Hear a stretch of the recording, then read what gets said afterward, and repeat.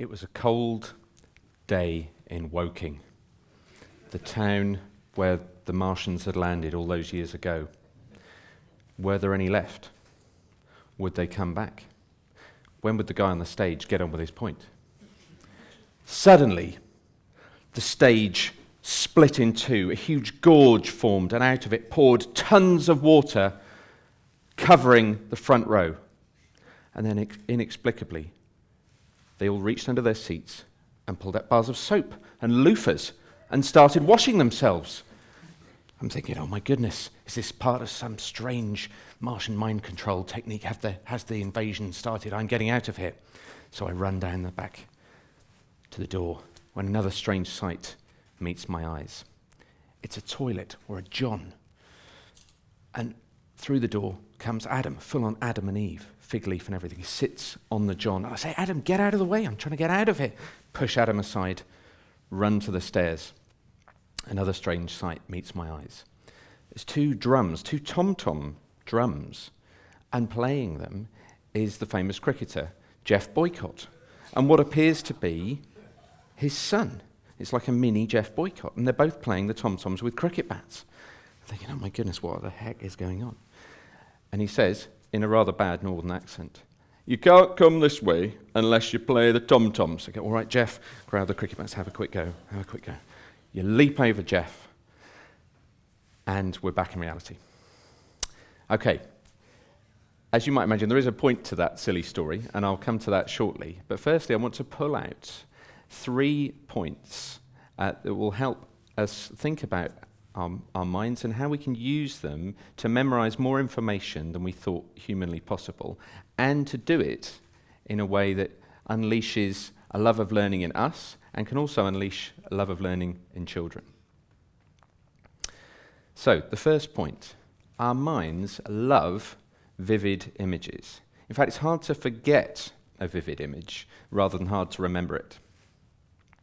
Secondly, our minds are really, really good at remembering places and also journeys. So when I mentioned about the door and the stairs, I bet you could have had some idea of what that looked like without turning around, without going outside, and this may be your first time to this building. And thirdly, as if I need say, we love stories. Since the beginning of civilization, we've been telling each other stories. And indeed, most of our forms of entertainment are based around story and narrative, whether it's the theatre or films or books, even computer games and sport all have a narrative. And so we and these 3 facts to help us remember things. So the modern world is full of data. It's full, at an event like this, you might meet somebody and you think it'd be really helpful to remember their phone number, or there's all sorts of things we might come across that we want to remember, but can't. Now, if we could sort of wrap that up in a vivid image, point 1, and then place that vivid image on a mind journey, a memory journey that we know well, maybe around our house, something like that, we could create a number of images and put them at key points along the way. And what we've created is a kind of a story, a series of events that unroll one after the other. That's, in effect, what a story is. So we've used all 3 of these, which, as we've said, our mind really likes, to remember something that it really didn't like, something like a phone number. So, let's go back to my silly story. What did we see? We saw a gorge opening up with tons of water pouring out, and a series of people washing themselves. It's George Washington. You've remembered the first president of the United States. Then we ran to the door, and we met Adam on a John. It's John Adams. And then we got to the stairs, and we saw some tom-toms, and Jeff and his son playing them. It's Thomas Jefferson. So you've learned the first 3 presidents of the United States. And I bet you can try it, you'll remember that tomorrow morning as well. And I think you can see that if you had a list of the American presidents in front of you, you could go through, maybe with a bit of practice, and create a silly image for each one, and you could place it on the journey out of this building or around your home. Now, this isn't a new idea. This was invented by the ancient Greeks. You may have seen it used in the TV program Sherlock, where Sherlock Holmes dives into his mind palace, or memory palace as it's called, and pulls out seemingly impossible pieces of information and uses it to solve a crime. Now, I don't like the term mind palace or memory palace. It sounds a bit grand. It sounds the sort of thing that only Sherlock Holmes could do. But it actually turns out that this technique is used by pretty much all of the world's memory champions. These are people who go to competitions to try and see if they can remember more stuff than the next guy. These are people incentivized to find the best way known to mankind so that they can win in competitions. They've looked at all the techniques available, including things like rote learning, and they've decided that this, or variants of it, is the best way to remember large amounts of information. Now, I think you'd also find, if you question them, that these people would say that they're not geniuses, they're not people who are born with photographic memory. They're people who simply learnt this technique and then practiced it. Now, I have no ambitions to be a memory champion, but personally I find it really encouraging that this is a learnt skill. It's not something, as my wife will tell you, I'm not somebody who has a naturally good memory. I've just learnt this technique. Now, most of the people who write about this technique tend to apply it to adults.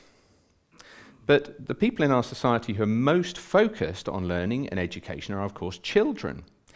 And children become adults. So there must be some optimum point where this would start to be useful for children. Maybe they could use this to learn at school and so on. So going forward, I found that even children as young as 7 and 8 can do this. My children at 7 and 8 can do this.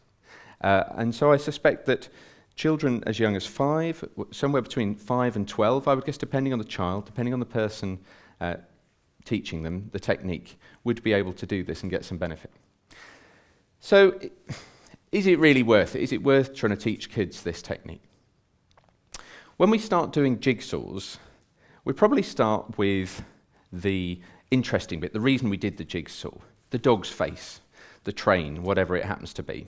But after a while, either because we figure it out or somebody shows us, we realise that doing the edge bits first is the most effective way of doing a jigsaw. These pieces all have something unique about them. They've got a nice straight edge.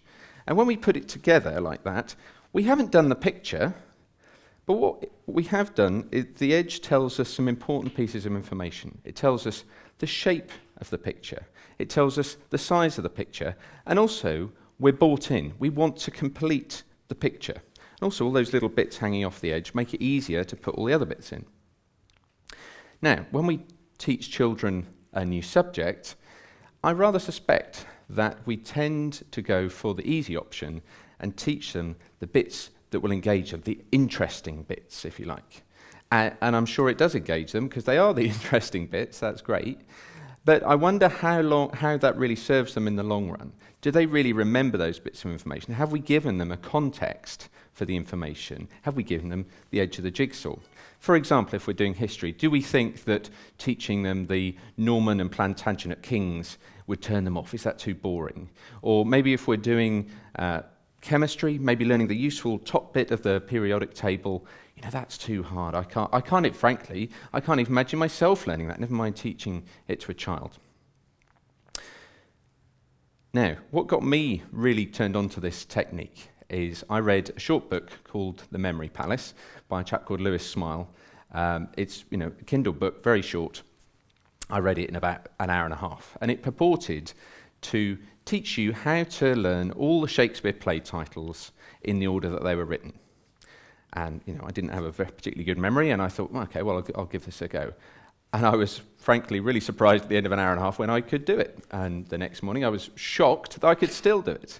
I thought, this was actually quite fun. We used the same sort of technique that we used earlier on.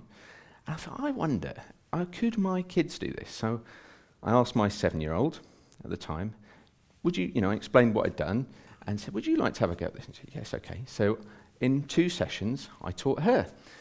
And it was pretty cool.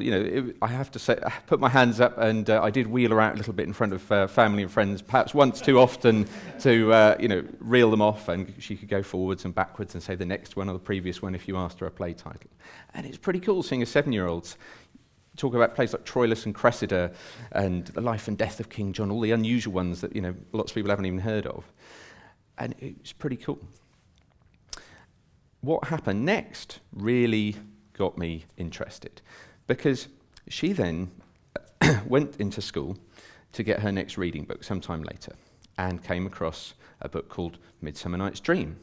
Now, these words now mean something to her. So she got the book, came home, loved it, devoured it, went back, no more books, no more Shakespeare plays.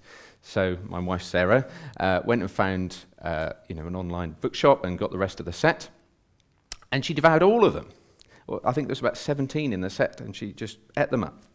And then she was obviously developing this interest, and somebody bought her a couple of the films. Now the full versions, the films, the abridged animated short versions, and so on. And then last year we went and celebrated Shakespeare's birthday at the Globe Theatre, and she actually had a chance to act on stage. Her first acting debut is doing Shakespeare at the Globe on stage. It's an amazing experience. And it was all from this event. Now, fast forward to 2014, and due to various issues that were going on at their school, we decided to give home education a try. Oh my goodness, now the buck stops with us. And it really got us thinking, what is it that's important to us for them to know? What do we want to teach them? Because it's our responsibility. So, of course, one of the things we thought about was, this was a really amazing experience with this Shakespeare thing. I wonder if we could replicate that. Answer, yes. Wonder if we could replicate that with other subjects. And maybe we could teach them a framework for history, learn all the kings and queens of England, for example. Or maybe we could teach them the European countries and cities, so that as they study geography, or that maybe they study World War II later on, it actually makes a lot more sense, because they can see where all the countries are in relation to each other. And perhaps most importantly, can we teach them this technique so that they can do it for themselves? As they go forward, they can have the confidence to know that they could learn whatever they want to. So, it does work, they can do it, and kids learning in this way feel, what I've seen in my children and others, they feel a sense of ownership over the information. It gives them a real sense of confidence. It's not something that those clever people over there or those adults know, it's something I know and can know about. So it's a really, really big confidence boost, which causes a massive issue for a lot of children. Another good thing about this technique, perhaps compared to some other techniques, maybe you learnt the kings and queens using a song. I've met some people that learnt kings and queens using a song. The problem with learning it as a song, it's very hard to go back and add more information. But if we go back and look at our American presidents, we've got John Adams. Well, John Adams was one of the signees of the Declaration of Independence. So maybe we picture Adam writing. He was also George Washington's vice president before he was president in his own right. So maybe now we see a vice squishing his head, so we remember he was a vice president as well. So we can easily, if we want to, add more information. So what I want to do is leave you with 3 tips so that you can go and try this yourselves, and try this with a child in your life, and maybe help transform their education.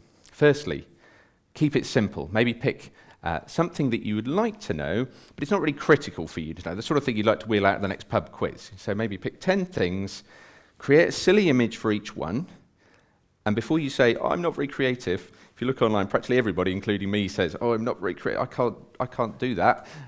And guess what? You can. Okay, it just takes a little bit of practice. And then place those images on a journey, perhaps start around your house, somewhere you know really, really well, so it's nice and easy, and then you just memorize it like that. You just imagine placing them there, and then kind of walk through your mental journey to learn them.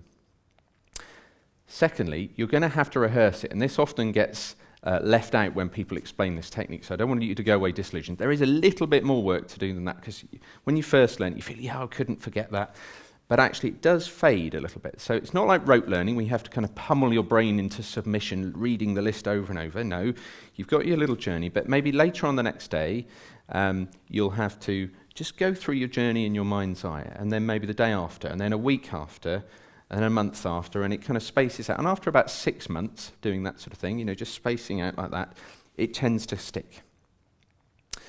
And finally, if you're doing this with children, obviously you're going to need to help them quite a lot to start with. How do I break that weird bit of information into a picture? And maybe you pick famous footballers that they know, or cartoon characters, whatever works for them. And maybe you take them to the park and you store different images on pieces of play equipment, and so it's really physical for them. You use a lot more of their senses. So I challenge you to give this a go, and maybe try it with a child and help transform their education, and maybe you'll have a story a little bit like this one. So when they were still in school, my eldest, I was in a literacy class, and her teacher was talking about, at least this is how my daughter tells it, the teacher was saying that all good stories have a happy ending. Her hand goes up. So not all stories have a happy ending. So, do you know one that doesn't have a happy ending? Yes, Hamlet. And you can sense a little bit of pride coming here. And the teacher says, so have you read it? Yes. Thank you.